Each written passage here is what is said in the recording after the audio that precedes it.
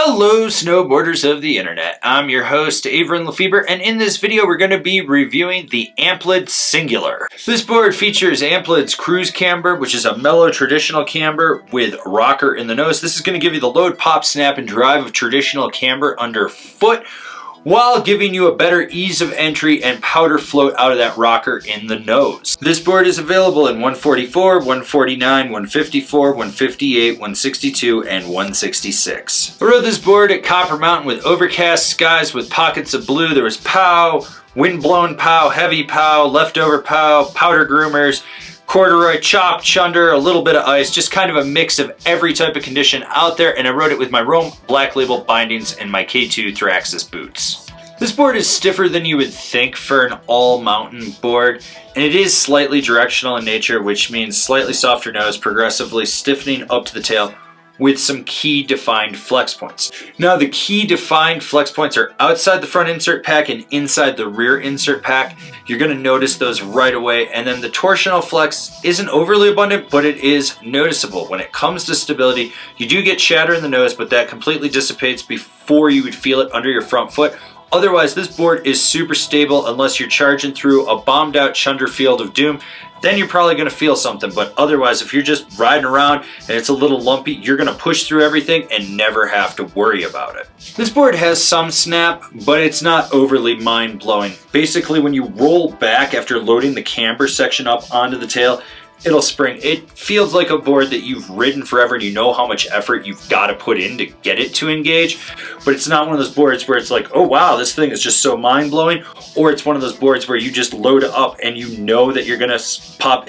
You got to be a little more calculated with it and really put your weight into it to get it to engage. When it comes to jumps, due to the stiffer flex, this thing's totally at home getting in the air. It lets the lip throw you. It'll stomp that landing. Is it going to be mind-blowing to snap off the lip? No. But is it going to be enough that you're like, hey, I know I can do it? Yes, that's exactly what it's going to be like. When it comes to buttering with this board, it just sorely lacks. Even with that micro rocker in the nose, like you get your weight out on it and you're muscling it so hard and just trying to force it to bend and lock in, and it fights you the whole way. And when you're on the tail, it's even worse.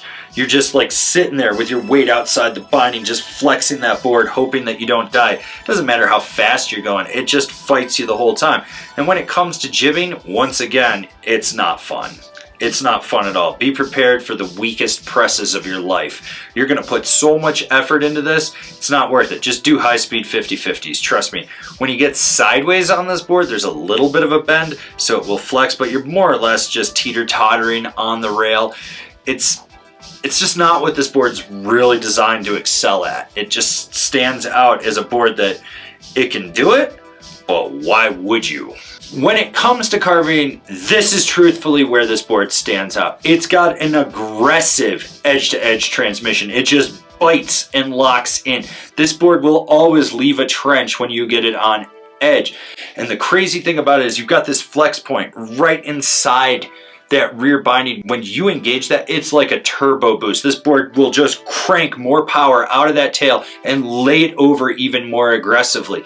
This is a board that when you don't want to lay it over on edge, you're still leaving a trench behind you. And when you do want to lay it over on edge, subtle ankle movements that just help activate that flex point will drive this board so much more aggressively. Yeah, it can do short, tight, quick carves. It can do long, hard, drawn out ones, but it really excels at just leaving trenches and putting your weight into that board and flexing it and laying it over and just letting everyone know that you're doing a deeper carve than they are. Who's this board for? The all-mountain guy that borders more on the free ride side of the spectrum. This board is a stiffer all-mountain board that really borders on the freeride spectrum. It kind of lacks in the freestyle side of things, and that's fine because it makes up for it in carving and how it charges and how it pushes through chop and chunder. This is a board that you're going to be able to take it to the limit and never have to worry about. It's going to push through everything in its path and keep on going. Is it going to be the board for everyone that can only have one board? No. Not by any means at all. But for the person that wants a slightly directional board that can do it all and they never have to worry about it and they don't care about it having a stiffer flex, it's totally gonna work. Comparable boards, the Jones Ultra Mountain Twin, the Ride Berserker, the Capita Kazu. Binding recommendations, the Union Atlas Pro, the Jones Apollo, the Ride A9. This has been my review of the Amplid Singular. Do you agree? Do you disagree? Do you own one? Are you going to buy one?